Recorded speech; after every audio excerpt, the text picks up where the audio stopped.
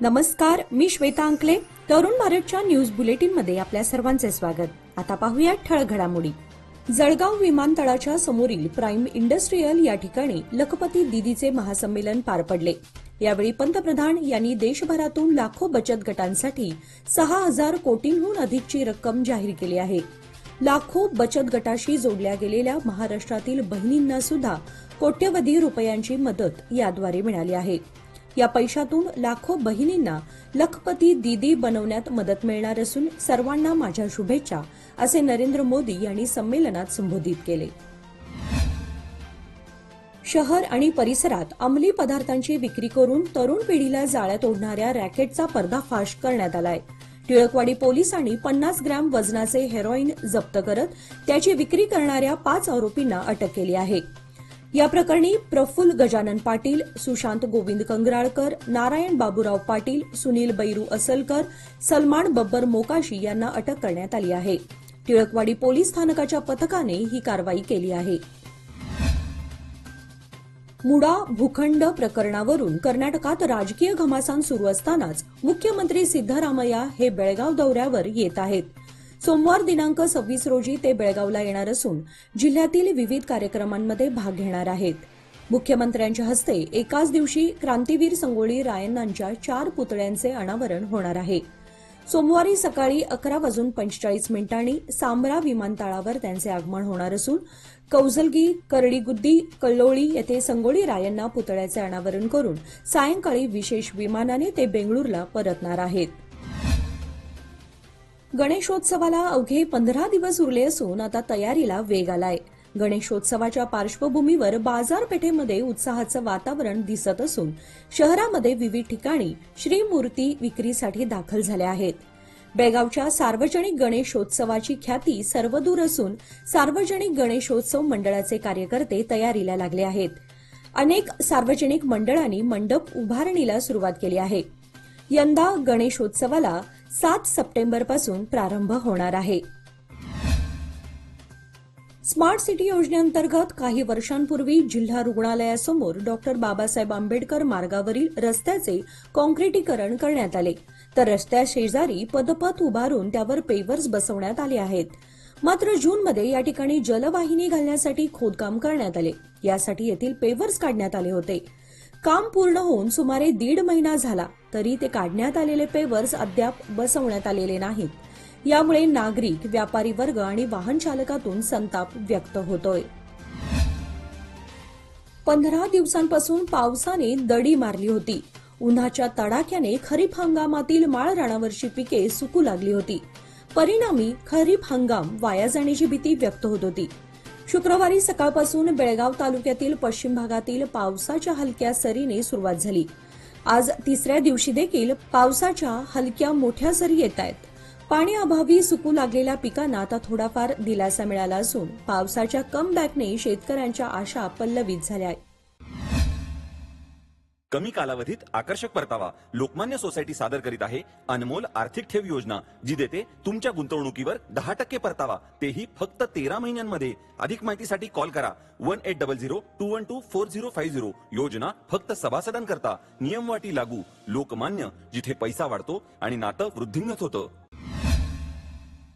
गणेशोत्सव अवघ्या 12 दिवसांवर आला असून गणपती मूर्ती कारखान्यांमध्ये लगबग सुरू झाली आहे.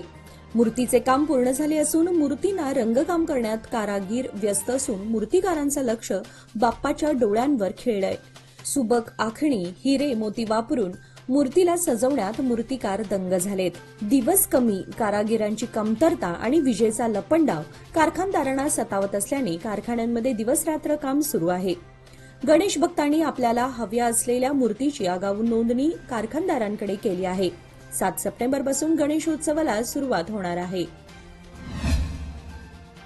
भात पीक रोप लागवडीनंतर गेल्या 2 दिवसांच्या झालेल्या दमदार पावसामुळे बळ्ळारी नाला परिसरातील जुने बेळगाव, वडगाव, शहापूर येथील शेतकऱ्यांच्या शेतातील भात पीक 3ऱ्यांदा पाण्याखाली गेल्याने येथील सर्व शेतकरी चिंताग्रस्त झालेत. या शेतकऱ्यांना यंदा भात पिकाला मुकावे लागणार का, अशी भीती लागून राहिली आहे.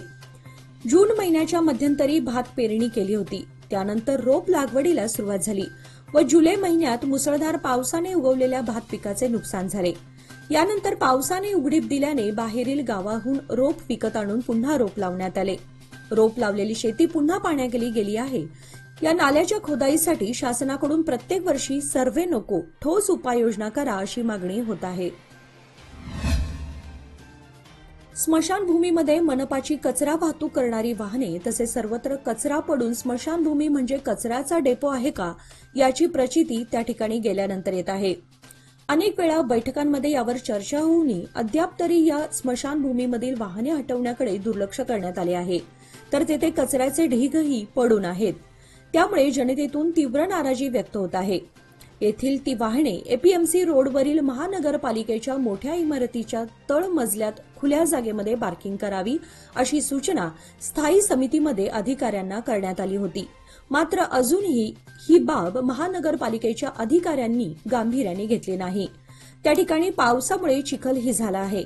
तेव्हा याकडे महानगरपालिका आयुक्त अशोक दुडगुंटी लक्ष देणार का असा प्रश्न उपस्थित होतोय. राज्यात गेल्या काही वर्षात सर्पदंशाच्या घटनांमध्ये वाढ झाली आहे. आरोग्य आणि कुटुंब कल्याण खात्याच्या माहितीनुसार गेल्या 7 महिन्यात राज्यात सर्पदंशामुळे 47 पेक्षा जास्त मृत्यूची नोंद झाली आहे.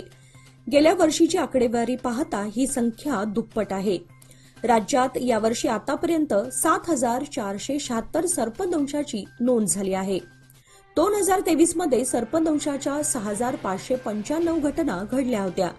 गेल्या वर्षीच्या तुलनेमध्ये यंदा या घटनांमध्ये 13% वाढ झाली आहे. जून आणि जुलैमध्ये राज्यात 1,554 आणि 1,285 सर्पदंशाच्या घटना घडल्या आहेत.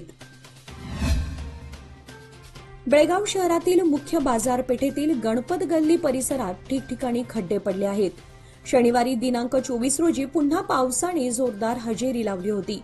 भर पावसात मनपाने खड्डे बुजवण्याचे काम केले. मात्र खड्डे बुजवण्यासाठी केलेल्या तात्पुरती मलमपट्टीमुळे वाहनधारकांना अनेक अडचणींचा सामना करावा लागतोय. यामुळे दुचाकी खाली खडी येऊन अपघात होण्याचे प्रमाण वाढलेत.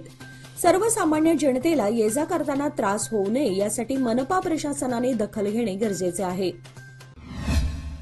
उज्ज्वल भविष्याच्या गुंतवणुकीची सुरुवात लोकमान्य सोसायटी सादर करीत आहे. मान्सून ठेव योजना जी देते तुमच्या गुंतवणुकीवर 10.25% परतावा, तेही फक्त 500 दिवसांमध्ये. अधिक माहितीसाठी कॉल करा 1800-212-4050. योजना फक्त सभासदांकरता. नियम वाटी लागू. लोकमान्य, जिथे पैसा वाढतो आणि नातं वृद्धिंगत होतं.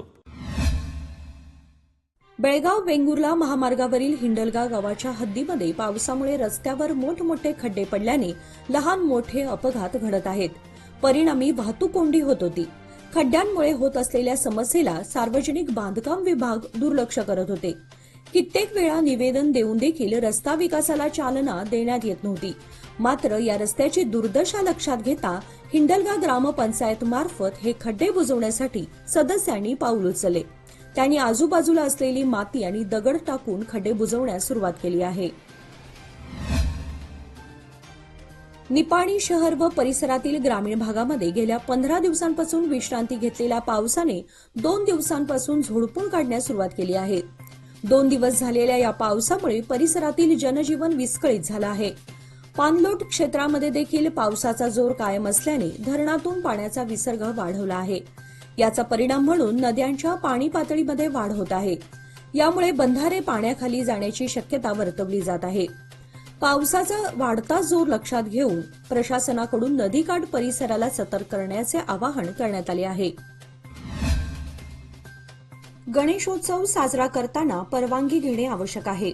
मंडप रस्त्यावर उभारताना वाहनांना अडचण होणार नाही याची दक्षता घ्यावी. गणेश मूर्ती प्रतिष्ठापना केल्यावर मंडळाच्या पदाधिकाऱ्यांनी मंडपात असणं आवश्यक आहे.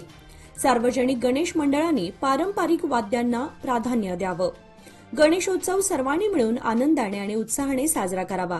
कोर्टाच्या आदेशानुसार कोणालाही डॉल्बी लावता येणार नाही. त्यामुळे डॉल्बी मुक्त गणेशोत्सव साजरा करावा असे प्रतिपादन निपाणी ग्रामीण पोलीस स्टेशनचे उपनिरीक्षक B.K. पाटील यांनी केले. अलमट्टी धरणाच्या पाणलोट क्षेत्रामध्ये 46 किलोचा मासा मच्छीमारी व्यवसाय करणाऱ्यांच्या जाळ्यात मिळाला. तेलगुरप्पा मादर व कृष्णा मादर हे अलमट्टी येथील अरळदिन्नी पाणलोट क्षेत्रामध्ये मासे पकडत असताना त्यांच्या जाळ्यामध्ये हा मोठा मासा आढळून आलाय. मोठ्या परिश्रमाने सदर माशाला पाण्याबाहेर काढण्यात आले. 300 रुपये किलोप्रमाणे याची विक्री करण्यात आल्याची माहिती त्यांनी दिली. अलतगा येथील ग्रामदैवत श्री ब्रह्मलिंग मंदिराच्या आवारात श्रावण सोमवारचे औचित्य साधून उद्या सोमवार दिनांक 26 रोजी रुद्राभिषेक व महाप्रसादाचे आयोजन करण्यात आले आहे. गावासह परिसरातील नागरिकांनी या धार्मिक सोहळ्याचा लाभ घ्यावा असे आवाहन देवस्थान पंच कमिटी व ग्रामस्थांनी केलं आहे. याचबरोबर आजचे बातमीपत्र इथे संपले. अधिक माहिती आणि ताज्या घडामोडींसाठी पाहत रहा तरुण भारत न्यूज चॅनल. तसेच आमच्या चॅनलला लाईक, शेअर आणि सबस्क्राईब करायला विसरू नका. आणि विश्वासार्ह बातम्यांसाठी दररोज वाचा दैनिक तरुण भारत. धन्यवाद.